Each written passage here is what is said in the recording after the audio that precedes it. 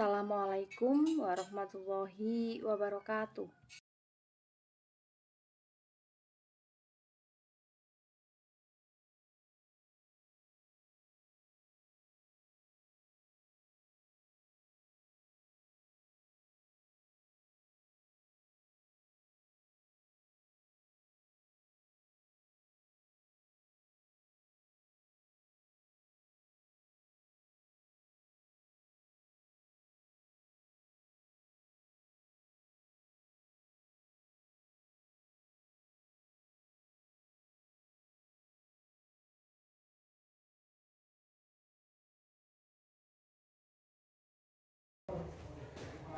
Ucapan syukur marilah senantiasa kita panjatkan kehadirat Allah Subhanahu wa taala. Alhamdulillah pada kesempatan hari ini, hari apa Pak Ibu ini? Iya, hari Kamis. Hari Kamis 16 ya. 15 ya. Tanggalnya semoga mau tua jadi saya juga lupa. Kamis 15 September 2022 kita bisa berkumpul di sini alhamdulillah dalam keadaan sehat. Bapak Ibu, saya ucapkan terima kasih yang sudah meluangkan waktunya untuk berkenan hadir di sini. Saya mau melaksanakan tugas diseminasi saya, calon guru penggerak angkatan 5 SD Negeri Gumelem, Kecamatan Petung Riono, Kabupaten Pekalongan. Jadi tugas yang akan saya laksanakan yaitu berbagi materi atau berbagi informasi tentang budaya positif. Agenda hari ini yang pertama yaitu pembukaan, kemudian penyampaian materi dan penutup.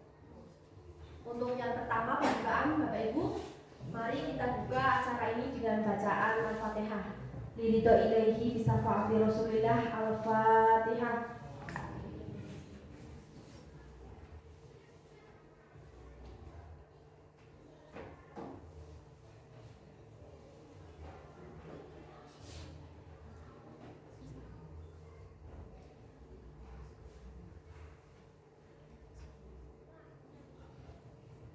Amin. Terima kasih. Semoga dengan bacaan surat Al-Fatihah tadi nanti acara kita berjalan dengan lancar sampai akhir. Kemudian yang kedua yaitu penyampaian materi. Ini adalah Bapak Ibu pahlawan nasional kita, Bapak Pendidikan Nasional. Siapa Bapak Ibu? Ya, Ki Hajar Dewantoro. Sebenarnya Bapak Ibu, kita sebelum sekarang ini ada digembar-gemborkan tentang kurikulum merdeka, sebenarnya jauh sebelum kita merdeka malah ya. Waktu ada taman siswa, pendirian taman siswa itu Ki Hajar Dewantoro sudah memiliki ide. Jadi kita tuh sebenarnya punya tokoh yang sangat cerdas. Ki Hajar Dewantoro itu punya filosofi tentang pendidikan yang sangat bagus sekali dan luar biasa. Bahkan ini ditiru oleh negara-negara lain yang bahkan baru kita sadari setelah corona itu, Pak Ibu.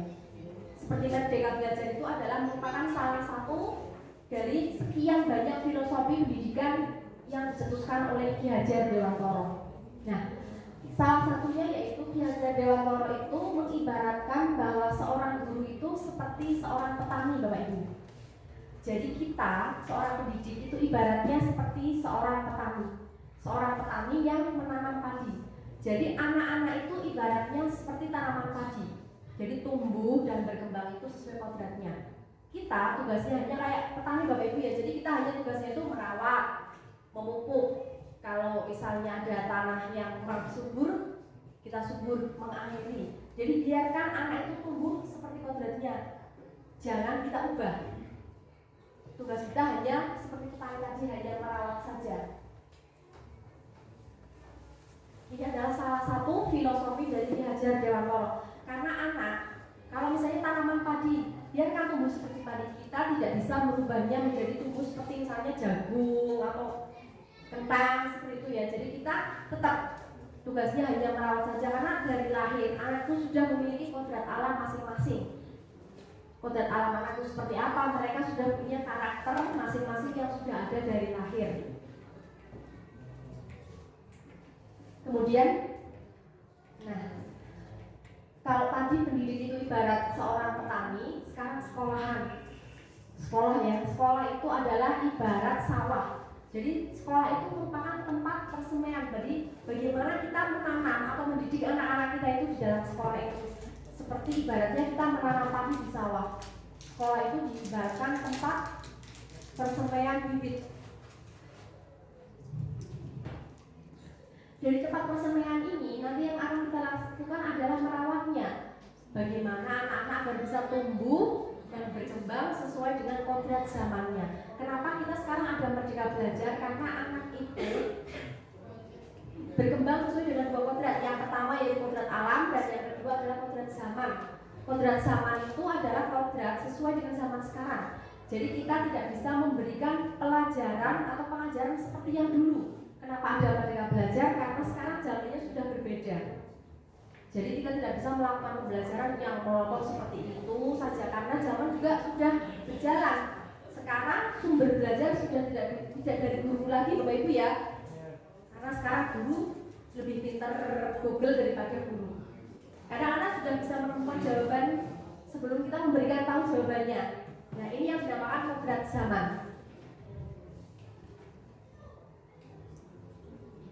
Coba sekarang Bapak Ibu perhatikan lingkungan sekitar Bapak Ibu di sekolah Bapak Ibu semua. Misalnya di sekolah saya. Nah, di SDN Gumulem itu di sini yang kita perhatikan yang pertama adalah bagaimana anak-anak berinteraksi. Bagaimana anak-anak saling menyapa dengan temannya, bagaimana guru menyapa muridnya, bagaimana guru dengan guru di dalam rapat misalnya, bagaimana mereka bertegur sapa, bagaimana cara mereka menyelesaikan masalah, bagaimana cara guru memberikan bimbingan atau menyelesaikan kasus yang dialami oleh siswanya seperti itu. Nah, jadi kegiatan-kegiatan ini adalah merupakan salah satu yang mewujudkan sebuah budaya positif yang ada di lingkungan. Nah, ini ya. Jadi apa itu budaya positif? Budaya positif itu berasal dari ada lingkungan. Yang pertama lingkungan positif. Bagaimana kita saling mendukung satu sama lain untuk menciptakan pembelajaran yang bagus, untuk menciptakan tujuan dari apa yang kita ajarkan kepada anak. Kemudian juga saling belajar dan yang terakhir yaitu bekerja sama. Keempat ini adalah merupakan kolaborasi untuk membentuk sebuah budaya yang kita sebut sebagai budaya positif. Nah, ini pengertiannya. Budaya positif adalah nilai-nilai, keyakinan atau kebiasaan di sekolah yang berpihak pada murid agar murid dapat berkembang menjadi pribadi yang kritis, penuh hormat dan tanggung jawab. Di dalam budaya positif ini yang akan saya sampaikan ada beberapa yang mau saya sampaikan. Yang pertama yaitu disiplin positif. Ini merupakan salah satu dari budaya positif. Kemudian ada teori motivasi, hukuman, penghargaan dan restitusi. Ada keyakinan kelas, kebutuhan dasar manusia, 5 posisi kontrol, dan yang terakhir yaitu segitiga restitusi. Ini bahasanya asing semua Bapak Ibu ya. Tapi nanti kalau kita bahas satu persatu kita akan menjadi paham. Yang pertama yaitu disiplin positif.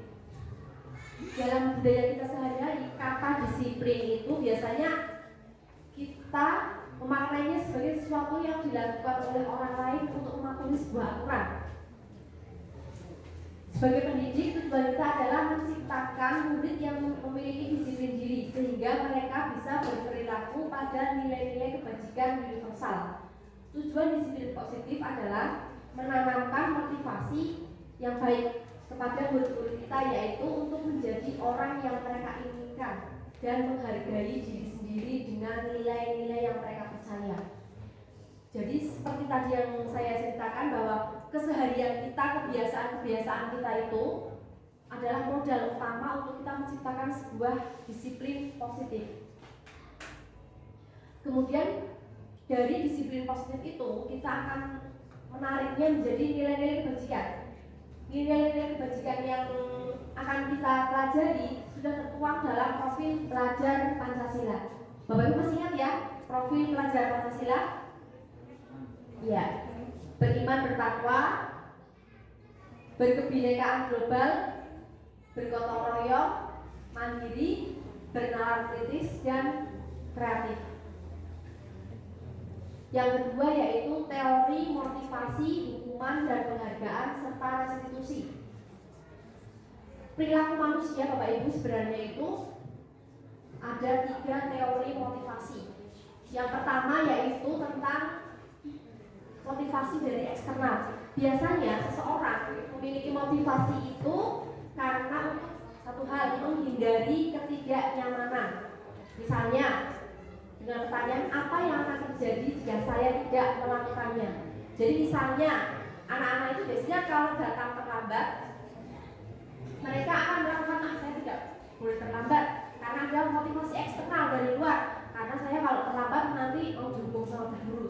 Itu contoh salah satu motivasi eksternal.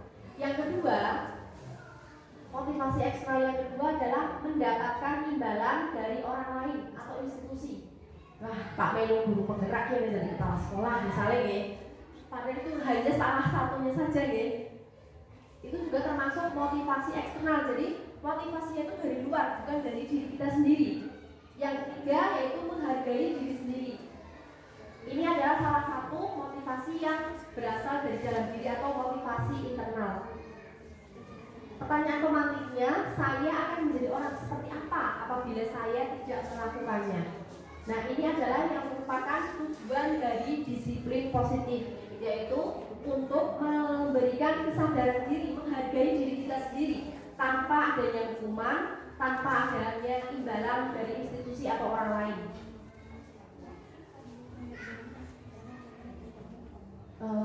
Saya tanya Bapak Ibu coba, apakah Anda pernah melakukan hal ini? Menghukum anak karena tidak mengerjakan tugas? Bapak Ibu pernah? Sering Bapak Ibu ya, saya juga. Memberi penghargaan ketika anak dapat menyelesaikan tepat waktu. Kadang-kadang, dulu saya juga berpikir seperti itu. Wah, anak ini saya beri penghargaan, mengko nek sing rampung sik tak kei susu. Susu kotak Bapak Ibu ya. Misalnya nanti anak-anak besok mengerjakan tugas ya, nanti kalau yang sudah selesai berupa ini permen misalnya. Nah, ternyata Bapak Ibu tanpa kita sadari dengan kita memberi penghargaan, misal anak-anak berangkat nanti kalau sudah selesai dulu saya kasih bintang 5. Biasanya di TK seperti itu Bapak Ibu ya. Nah, motivasi seperti itu tanpa kita sadari padahal itu aslinya jangka panjangnya itu tidak bagus Bapak Ibu. Karena itu akan justru dengan kita memberi motivasi, kita itu akan menghukum anak secara tidak langsung. Kita akan memberikan hukuman karena apa? Jangka panjangnya itu sangat banyak. Karena dengan kita memberi motivasi seperti semacam penghargaan, anak menjadi ketergantungan dengan apa yang kita berikan. Jadi tanpa tidak sadar kita itu telah menghukum mereka. Jadi kita berpikiran bahwa nanti kalau tidak diberi ya anak-anak tak tukoke permen, komen gawe pun. Secara tidak sadar kita justru sudah menjudge anak bahwa anak-anak bakalnya orang garap. Itu yang kita lakukan sebenarnya tanpa kita sadari. Kalau dari dalam hati sendiri sih mikirnya gitu. Nah, orang kayak permen orang bakal garap ya bocah. Jadi kita sudah menghukum mereka, tidak akan mengerjakan. Ini yang disampaikan oleh Alfifon bahwa saat kita berulang kali menjanjikan hadiah pada anak agar berperilaku tanggung jawab atau kepada seorang murid agar mempelajari sesuatu yang baru atau kepada seorang karyawan agar melakukan pekerjaan yang berkualitas, kita padahal sedang berasumsi tidak dapat melakukannya atau mereka tidak akan melakukannya. Itu tadi yang dinamakan dengan menghukum dengan sebuah penghargaan. Yang kedua, perbedaan hukuman dan konsekuensi. Kalau hukuman Bapak Ibu biasanya bersifat tidak direncana atau tiba-tiba. Misalnya anak berangkat terlambat, terus kecah mono hubungi lapangan ping 10. Kita tidak direncanakan, itu namanya hukuman. Dan hukuman ini bersifat satu arah. Jadi pihak guru yang memberikan dan anak hanya menerima saja. Kalau konsekuensi yaitu biasanya sudah direncanakan, sudah kita sepakati bersama. Misalnya anak-anak kalau misalnya nanti tugas belum selesai dikerjakan, bagaimana anak-anak? Kalau nanti anak-anak mengerjakannya ditambah jam istirahat, nah itu namanya konsekuensi. Berarti sudah ada kesepakatan antara guru dengan muridnya. Ada bayangan Bapak Ibu ya antara hukuman dan konsekuensi? Ini ada beberapa contoh. Coba yang pertama, mencatat 100 kali dalam buku kalimat saya tidak akan terlambat lagi. Kira-kira hukuman atau konsekuensi? Hukuman. Ya, hukuman. Ya, hukuman. Coba yang kedua, lari mengelilingi lapangan basket 2 kali karena terlambat hadir di sekolah. Hukuman. Yang ketiga, murid diminta untuk push up 15 kali karena tidak menggunakan masker ketika berangkat sekolah. Hukuman. Yang keempat, menggantikan kertas tugas teman yang telah dicoret-coret. Konsekuensi. Membersihkan tumpahan air di meja tulis karena tersenggol pada saat belajar. Konsekuensi. Meminta murid tidak mengenakan sepatu seharian di sekolah karena tidak mengenakan sepatu hitam. Konsekuensi atau hukuman?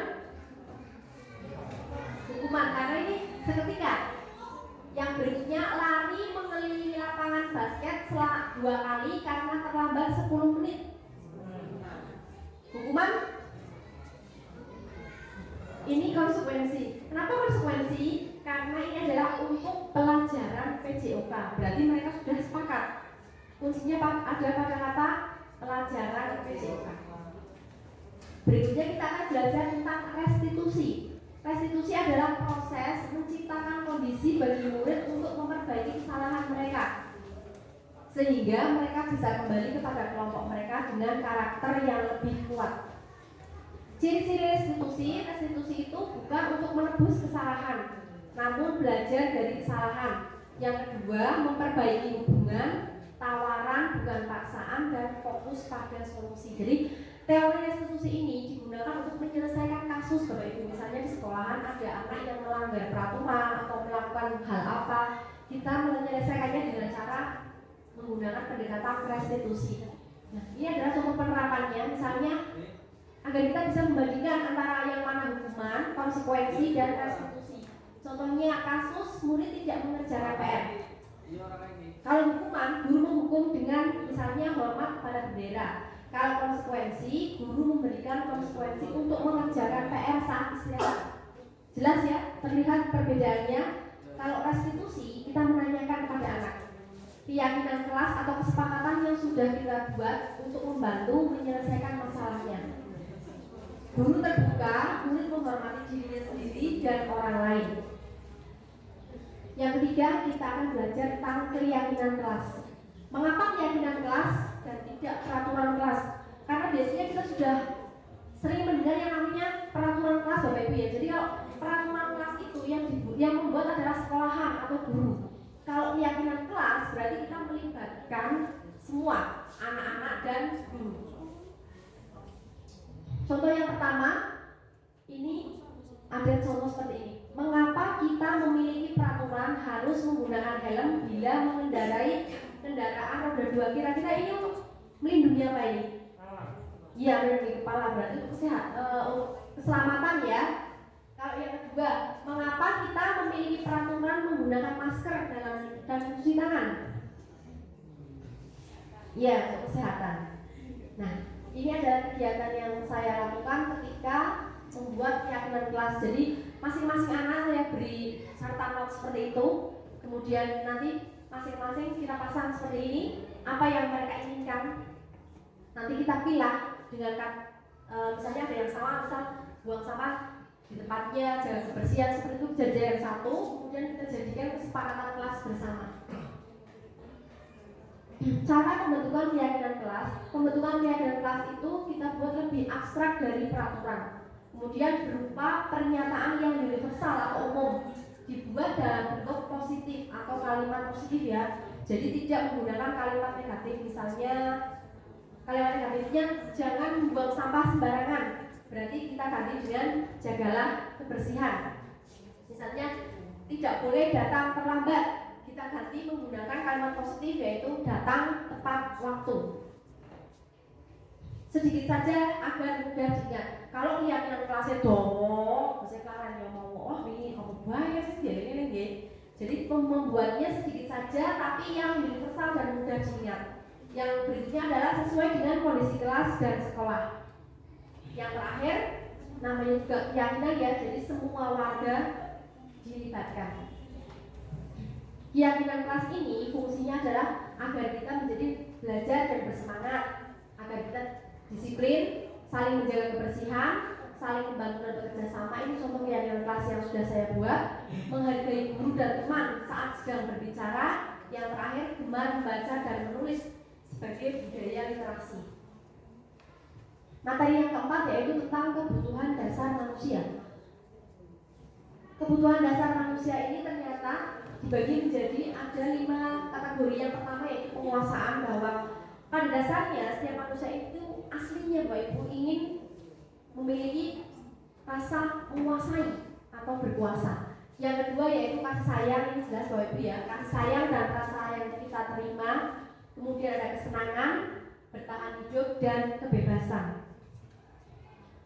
Yang berikutnya kelima yaitu materi tentang 5 posisi kontrol.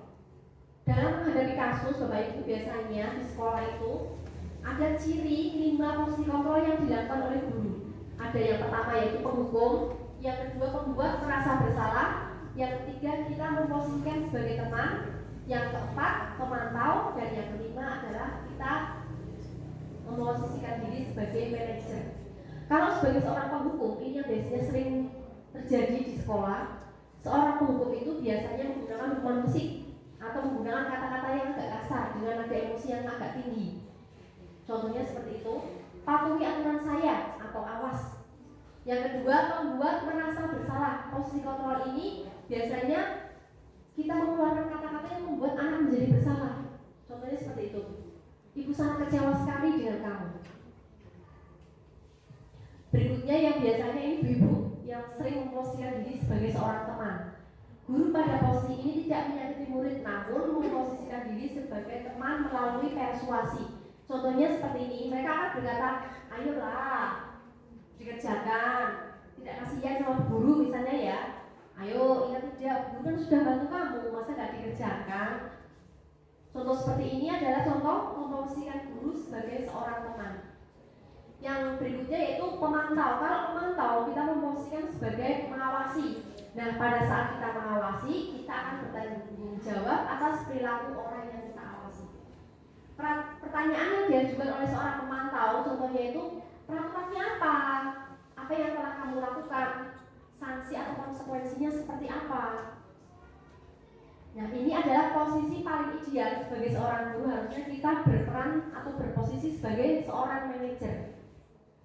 Jadi sebagai seorang manajer di mana guru berbuat sesuatu bersama dengan murid, jadi mempersilahkan muridnya itu bercerita dulu bagaimana dia melakukan kesalahan itu karena apa, kemudian kita mendukungnya dan bersama-sama untuk mencari solusinya. Ini adalah contoh pertanyaan ini untuk seorang guru yang berposisi sebagai seorang manajer. Contoh penerapan posisi kontrol kasus murid tidak tepat waktu atau datang terlambat. Biasanya seperti ini, yang penghukum, membuat merasa bersalah, teman, pemantau, dan manajer. Biar saya baca satu-satu Bapak Ibu ya. Nah, ini yang terakhir yaitu segitiga restitusi. Segitiga restitusi ini adalah cara pendekatan kita untuk menyelesaikan kasus yang kita misalnya kita hadapi di dalam sekolah.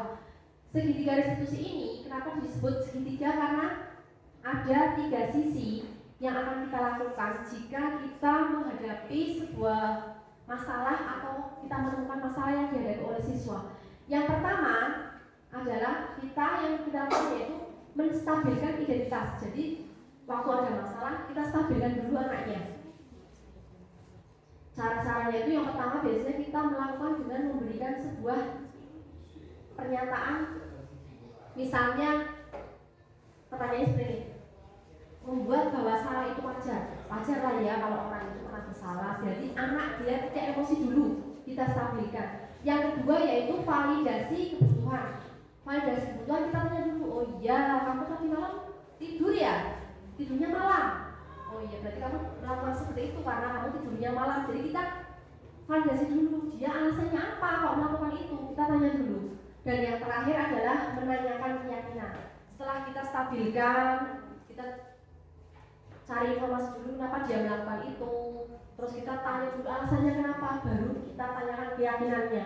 Keyakinannya apa di sekolah, misalnya datang terlambat ya, harus datang tepat waktu. Nah, ingat kan keyakinannya seperti apa, kita ingatkan, baru kita beri solusi bersama. Ini adalah contoh yang tadi saya sampaikan, menstabilkan identitas. Ini adalah kata-kata yang biasanya digunakan untuk menstabilkan identitas. Validasi tindakan yang salah, kalimatnya seperti yang sudah saya sampaikan tadi. Yang kita tanyakan adalah alasannya, kenapa dia melakukan seperti itu. Yang terakhir ya, menanyakan keyakinan kelas. Sekarang saya akan memutarkan praktik penerapan segitiga restitusi yang sudah saya lakukan di sekolah saya.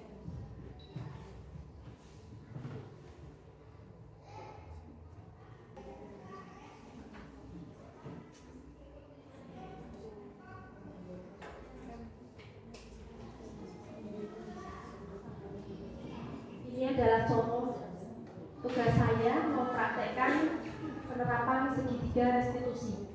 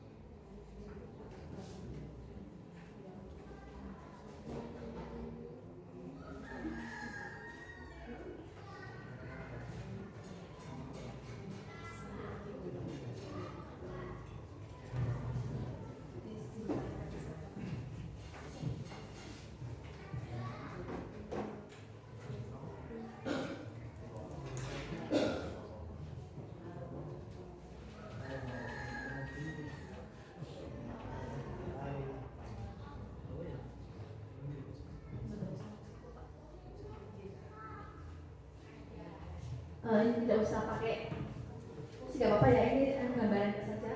Nanti kita lihat.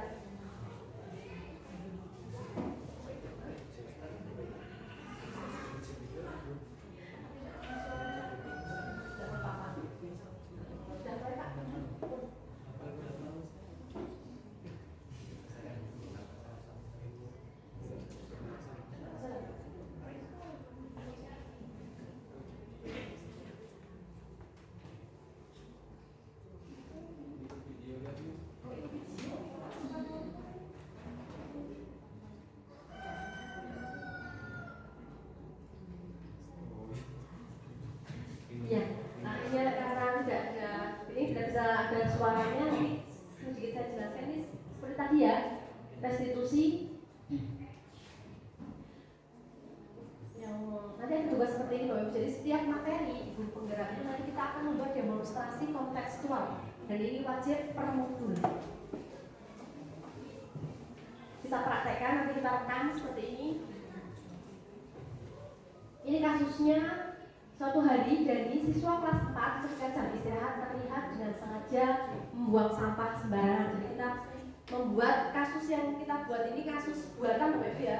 Yang ditugaskan di sini adalah bagaimana cara kita menerapkan segitiga restitusi. Ini sebenarnya ada suaranya dan percakapannya Bapak Ibu.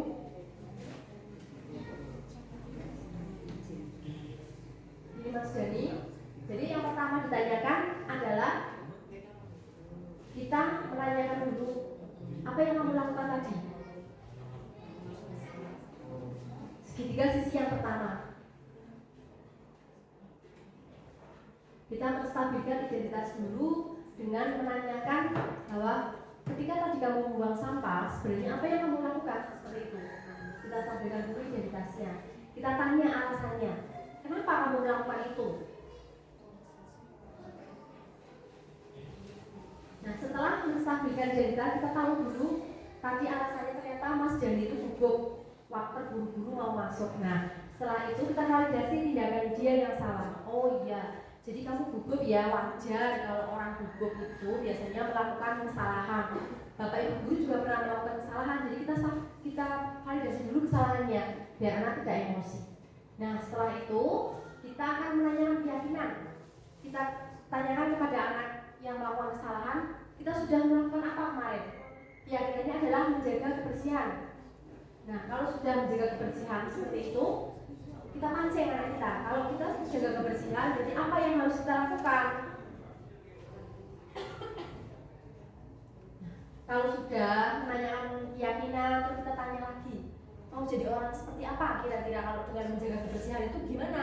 Anaknya biar menjawab sendiri bahwa ada anak kan menjaga agar sehat, biar bersih, lingkungannya nyaman. Nah, seperti itu.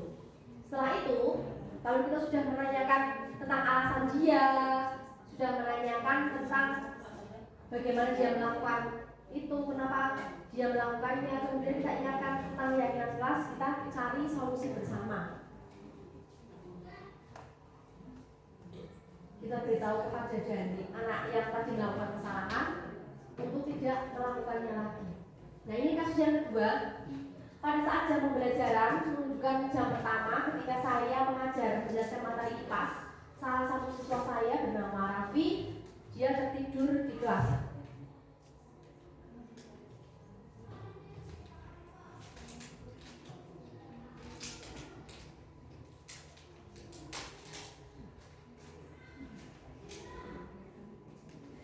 Seperti sandiwara, dia kayak nonton Indosiar.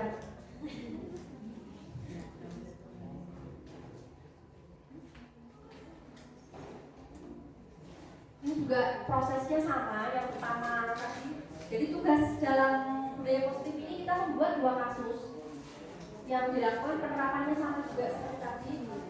Penerapan kasus yang pertama dengan menggunakan pendekatan segitiga restitusi.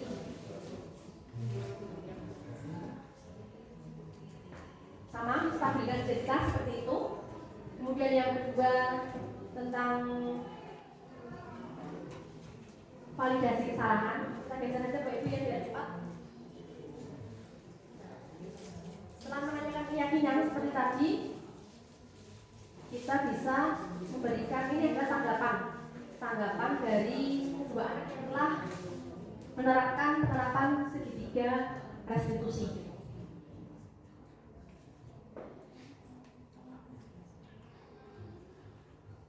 Tanggapan yang pertama, dan nanti juga di berikutnya ada tanggapan yang kedua. Itu tadi penerapan segitiga restitusi yang sudah saya laksanakan. Saya kembali ke materi.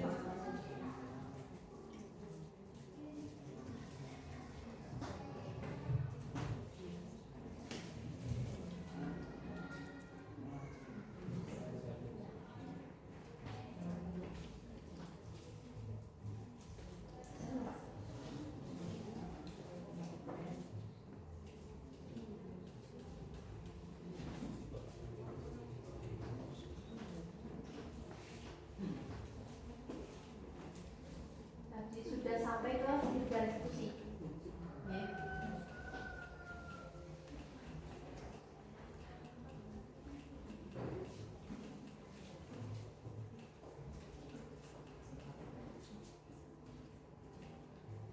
Sekarang materi yang terakhir yaitu tentang refleksi.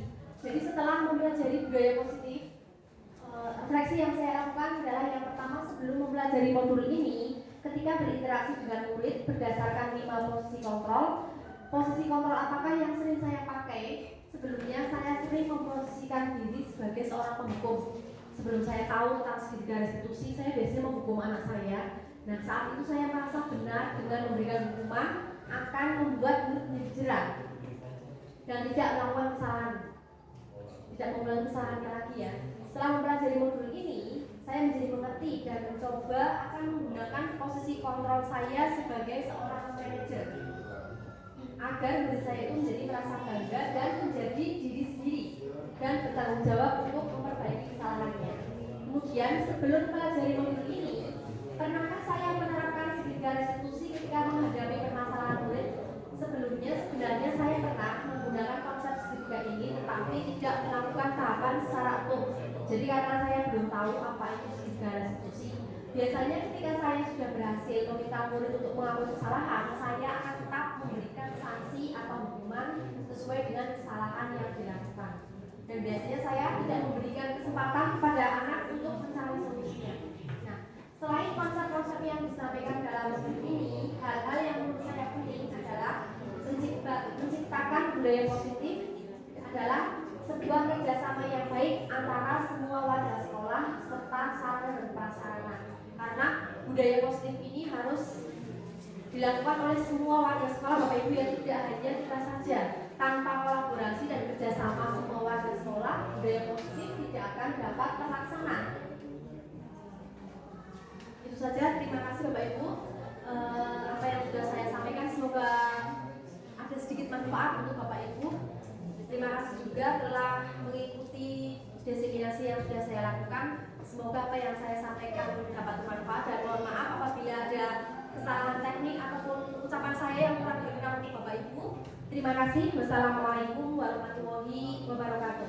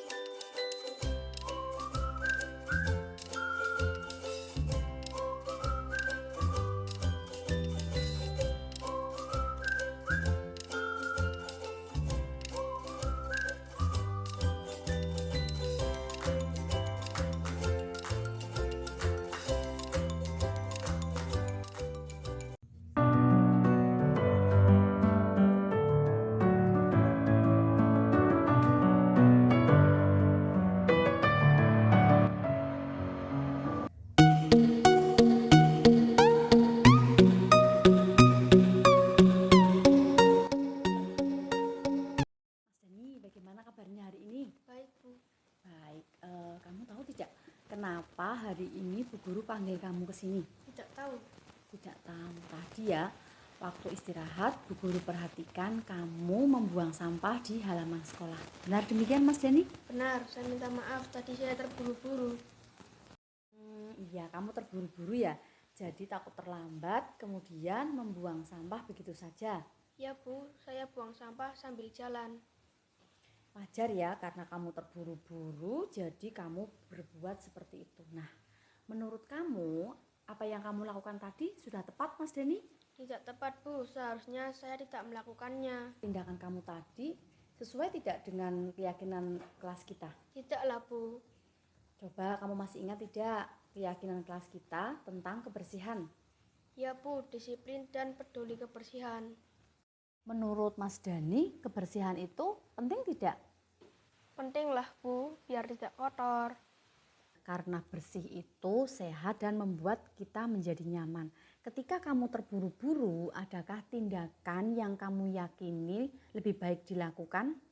Saya seharusnya membuang sampah pada tempatnya. Kamu mau memperbaiki kesalahanmu tadi? Mau, Bu. Kalau kamu mau memperbaiki sikap kamu, kira-kira langkah apa yang akan kamu lakukan ke depan? Ya, Bu, saya akan lebih disiplin. Ke depan kamu mau jadi orang seperti apa, Mas Dani? Mau jadi orang yang sukses dong, Bu. Hebat, semoga nanti kamu akan menjadi orang yang sukses ya Mas Dani ya. Nah, untuk menjadi orang yang sukses itu butuh proses, kamu harus disiplin waktu, harus mandiri dan bertanggung jawab. Iya, Bu. Oke, Mas Dani, yang terpenting adalah bagaimana Mas Dani memperbaiki kesalahan yang sudah dibuat. Semoga sukses, semangat ya Mas Dani ya. Iya Bu, terima kasih.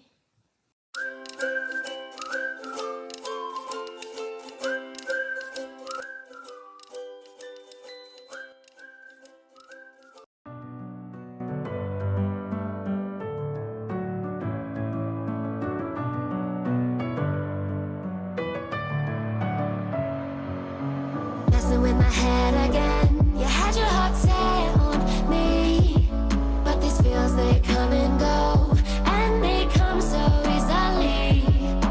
Tell me what it is about you that I can't forget, but you're breaking down my walls again just to set me free. Why do I, baby, why do Selamat siang Mas Raffi. Selamat siang Bu Guru. Mas Raffi tahu kenapa hari ini Mas Raffi saya panggil ke sini? Ya Bu, saya salah. Saya tidur di kelas. Wajar ya kalau kamu mengantuk karena kamu tidur terlalu malam. Membuat masalah itu wajar. Yang terpenting adalah bagaimana kamu bisa memperbaiki masalah ini. Kamu tertidur tentu bukan karena tanpa alasan kan? Ya Bu, saya ngantuk. Ya. Kamu melakukannya karena kamu butuh istirahat. Semalaman bergadang sampai malam. Tetapi dengan tidur di kelas, apakah membuat nyaman yang lain Mas Raffi? Tidak Bu. Coba Mas Raffi ingat, apa yang kita yakini bersama saat proses pembelajaran? Fokus dalam belajar. Ya, fokus dalam belajar ya. Nah, sekarang nilai-nilai apa yang kita yakini? Tanggung jawab dan saling menghormati. Mas Raffi sudah ingat ya. Nah, kira-kira kelas seperti apa ya yang Mas Raffi inginkan? Kelas yang nyaman dan semangat Bu. Nah, jika Mas Raffi senang dan menginginkan suasana kelas yang nyaman, Mas Raffi mau dong antisipasi agar kelasnya menjadi nyaman? Ya Bu. Bagaimana coba mau menjadi kelas yang nyaman dan bersemangat, tapi Mas Raffi mengantuk di kelas? Ya Bu, saya tidak akan tidur di kelas lagi. Alhamdulillah ya kalau Mas Raffi sudah paham dan mau untuk berubah. Ya Bu, saya tidak akan tidur terlalu malam. Terima kasih ya Mas Raffi. Nanti nonton sepak bolanya bisa lewat siaran ulang. Ya Bu, saya minta maaf ya Bu. Yang terpenting sekarang adalah Mas Raffi sudah mau memperbaiki kesalahannya. Semangat Mas Raffi ya. Ya Bu, terima kasih.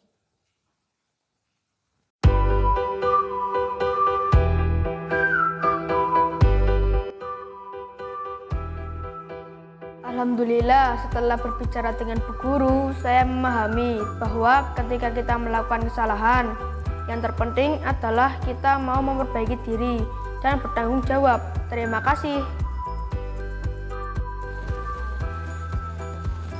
Saya sadar bahwa pentingnya sebuah komunikasi dan kesadaran dari diri saya.